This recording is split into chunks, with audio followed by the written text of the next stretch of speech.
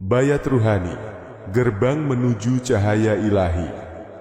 Agak kurang nyaman membahas hal ini, tetapi harus disampaikan, meski terdengar pahit dan menggemparkan. Manusia yang tidak dibaiat oleh malaikat Jibril sesungguhnya hanyalah bangkai hidup.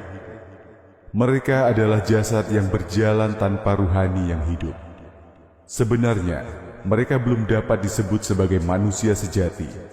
Mereka bukan manusia kafah, karena hanya memiliki jasad dan akal, tetapi ruhaninya tidak aktif. Ruhani adalah kunci kehidupan sejati. Jangan heran jika seluruh variabel agama tidak dapat diterapkan pada mereka. Rukun dan syarat agama pun menjadi tak berlaku.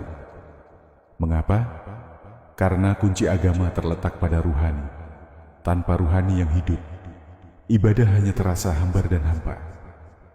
Ruhani adalah hakikat manusia sejati. Ia merupakan ruh yang ditiupkan oleh Allah ke dalam jasad manusia. Ketika manusia dilahirkan ke dunia, derajat ruhaninya menurun ke alam duniawi, menyatu dengan jasad.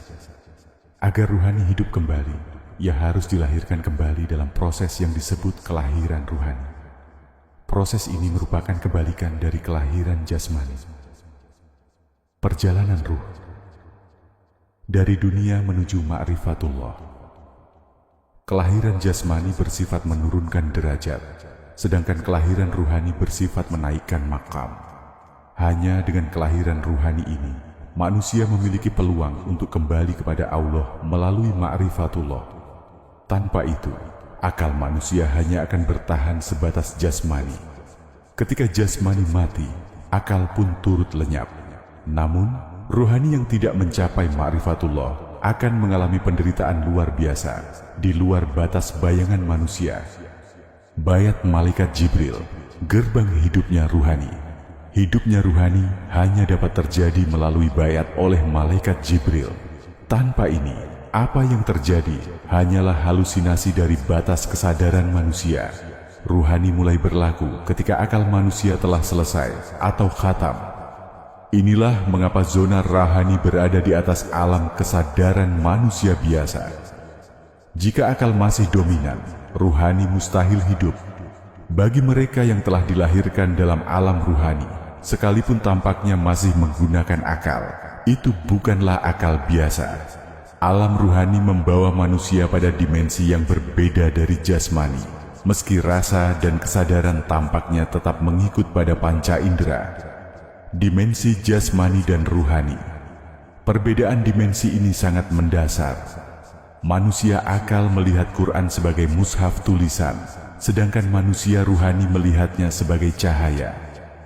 Manusia jasmani tampak sebagai daging, darah dan tulang, tetapi manusia ruhani adalah wujud cahaya.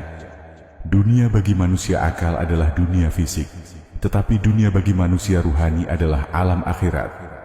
Inilah mengapa bagi manusia ruhani, akhirat itu berlaku di sini, saat ini, bukan di masa depan.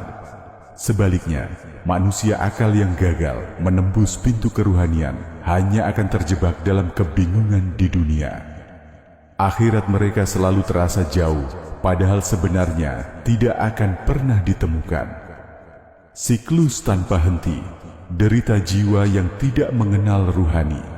Manusia yang tidak mampu membangkitkan ruhani akan terus mengalami pendaurulangan ruh, lahir kembali ke dunia dalam berbagai bentuk. Manusia, binatang, jin, tumbuhan, bahkan benda-benda. Ruh tidak terikat oleh ruang dan waktu, dan hanya menjadi manusia karena ditanamkan ke dalam jasmani. Jika Allah menempatkannya dalam bentuk lain, tetap saja itu adalah ruh. Membedakan antara ruhani dan jasmani memang sulit dipahami. Namun, ini adalah inti dari perjalanan manusia menuju kesempurnaan, melahirkan ruhani untuk mencapai ma'rifatullah. Jangan sampai gagal paham, karena ruhani adalah jalan kembali kepada Allah.